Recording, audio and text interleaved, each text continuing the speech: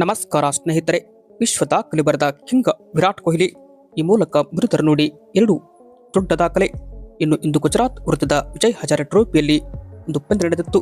ಈ ಒಂದು ಪಂದ್ಯದಲ್ಲಿ ಕಿಂಗ್ ವಿರಾಟ್ ಕೊಹ್ಲಿ ಅವರು ಡೆಲ್ಲಿ ತಂಡದ ಪರ ಆಡಿ ಒಂದು ಅದ್ಭುತ ಆಟವನ್ನ ಮತ್ತೊಮ್ಮೆ ಇಲ್ಲಿ ಪ್ರದರ್ಶನ ಮಾಡಿದರು. ಈ ಹಿಂದೆ ನಡೆದ ಪಂದ್ಯದಲ್ಲಿ ಶತಕ ಬಾರಿಸಿ ಕಿಂಗ್ ಕೊಹ್ಲಿ ಎಲ್ಲ ಸಚಿನ್ ತೆಂಡೂಲ್ಕರ್ ಅವರ ದಾಖಲೆ ಕೂಡ ಇಲ್ಲಿ ಧೂಳಿಪಟವಾಗಿತ್ತು. ಈ ಮೂಲಕ ಮತ್ತೊಮ್ಮೆ ಈಗ ಅಬ್ಬರದ ಬ್ಯಾಟಿಂಗ್ ಮುಖಾಂತರ ಅಭಿಮಾನಿಗಳಿಗೆ ರನ್ಗಳ ರಸದೌತಣವನ್ನ ನೀಡಿದ್ದಾರೆ. ಈ ಮೂಲಕ ಕಿಂಗ್ ಕೊಹ್ಲಿ ಅವರು 2 ದಾಖಲೆಗಳನ್ನ ಇಂದು ಸೃಷ್ಟಿ ಮಾಡಿದರು. ಕಿಂಗ್ ಕೊಹ್ಲಿ ಅವರ ಬ್ಯಾಟ್ನಿಂದ ಬಂದ ದಾಖಲೆಗಳು ಯಾವ್ಯಾವ ಅಂತ ಈ ಒಂದು ವಿಡಿಯೋದಲ್ಲಿ ಪ್ರತಿಯೊಂದನ್ನು ಕೂಡ ತಿಳಿಸಿಕೊಡ್ತಾ ಹೋಗ್ತೀನಿ. ಅದಕ್ಕಿಂತ ಮುಂಚೆ ಯಾರೆಲ್ಲ ನಮ್ಮ ಒಂದು ಯೂಟ್ಯೂಬ್ ಚಾನಲ್ಗೆ ಇನ್ನೂ ಕೂಡ ಸಬ್ಸ್ಕ್ರೈಬ್ ಆಗಿಲ್ಲ ಅಂದರೆ ಈ ಕೂಡಲೇ ಸಬ್ಸ್ಕ್ರೈಬ್ ಮಾಡಿ, ಹಾಗೆ ವಿಡಿಯೋ ಇಷ್ಟ ಆದರೆ ಒಂದು ಲೈಕ್ ಮಾಡಿ. ಸ್ನೇಹಿತರೆ, ಇನ್ನು ಕಿಂಗ್ ವಿರಾಟ್ ಕೊಹ್ಲಿ ಅವರು ಈ ಮೂಲಕ ಇಂದು ಗುಜರಾತ್ ವಿರುದ್ಧದ ಪಂದ್ಯದಲ್ಲಿ ಕೇವಲ 61 ಬಾಲ್ಗೆ 77 ರನ್ ಸಿಡಿಸುವುದರ ಮುಖಾಂತರ 13 ಬೌಂಡ್ರಿ, 1 ಸಿಕ್ಸರ್ ಸಹಿತ 126ರ ಸ್ಟ್ರೈಕ್ ರೇಟ್ನಲ್ಲಿ ಬ್ಯಾಟ್ ಮಾಡಿ ಗುಜರಾತ್ ತಂಡವನ್ನು ಧೂಳಿಪಟ ಮಾಡಿದರು. ಈ ಮೂಲಕ ಬಿಸಿಸಿಐಗೆ ಮತ್ತೊಂದು ಖಡಕ್ ಎಚ್ಚರಿಕೆಯನ್ನ ಕಿಂಗ್ ಕೊಹ್ಲಿ ಅವರು ಕೊಟ್ಟರು. ಹೀಗಾಗಿ ಅದ್ಭುತ ಪ್ರಚಂಡ ಫಾರ್ಮ್ನಲ್ಲಿರುವ ಕಿಂಗ್ ಕೊಹ್ಲಿ ಅವರು ಬಿಸಿಸಿಐನ ಗಮನವನ್ನು ಇಲ್ಲಿ ಸೆಳೆದಿದ್ರು. ಹೀಗಾಗಿ ಕಿಂಗ್ ವಿರಾಟ್ ಕೊಹ್ಲಿ ಅವರು ಈ ಒಂದು ದಾಖಲೆಯನ್ನು ಕೂಡ ಇಲ್ಲಿ ಬರೀತಾರೆ.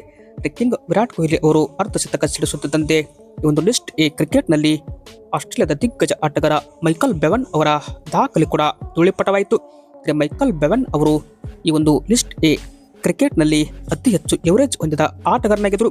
ಈ ಮೂಲಕ ಕಿಂಗ್ ವಿರಾಟ್ ಕೊಹ್ಲಿ ಅವರು 57.87ರ ಎವರೇಜ್ನಲ್ಲಿ ಬ್ಯಾಟ್ ಮಾಡುವ ಮುಖಾಂತರ ಈ ಒಂದು ದಾಖಲೆಯನ್ನು ಬರೆದರು.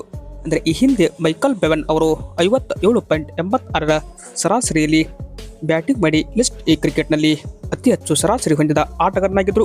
ಈ ಮೂಲಕ ಕಿಂಗ್ ವಿರಾಟ್ ಕೊಹ್ಲಿ ಅವರು ಅವರ ದಿಗ್ಗಜರ ದಾಖಲೆಯನ್ನು ಮುರಿದು ನಂಬರ್ 1 ಸ್ಥಾನಕ್ಕೇರಿದ್ದಾರೆ. ಇದು ಏನಪ್ಪ ಅಂದರೆ ಕಿಂಗ್ ಕಳೆದ ಪಂದ್ಯದಲ್ಲಿ ಕೂಡ ಶತಕ ಬಾರಿಸಿದರೆ ಈ ಮೂಲಕ ಮತ್ತೊಮ್ಮೆ ಕಿಂಗ್ 77 ರನ್ ಹೊಡೆಯೋದರ ಮುಖಾಂತರ ಈ ಒಂದು ಪಂದ್ಯವನ್ನು ಕೂಡ ತಮ್ಮ ತೆಕ್ಕೆಗೆ ತೆಗೆದುಕೊಂಡರು. ಹೀಗಾಗಿ ಇಲ್ಲಿ ಮತ್ತೊಬ್ಬ ಬ್ಯಾಟರ್ ರಿಷಬ್ ಪಂತ್ ಕೂಡ 70 ರನ್ ಹೊಡೆಯೋದರ ಮುಖಾಂತರ ಟೀಮ್ ಇಂಡಿಯಾ ಗಮನ ಕೂಡ ಸೆಳೆದರು.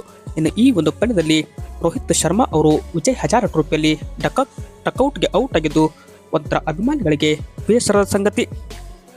ಕಿಂಗ್ ಕೊಹ್ಲಿ ಅವರು ಈ ಕಡೆ 70 ಹೊಡೆದರೆ ರೋಹಿತ್ ಶರ್ಮಾ ಅವರು ಡಕ್ಔಟ್ ಆಗಿದ್ದು ಅಭಿಮಾನಿಗಳಿಗೆ ಒಂಥರ ಕೌಂಟ್ ಮಾಡಿತು. ವಿಡಿಯೋ ಇಷ್ಟ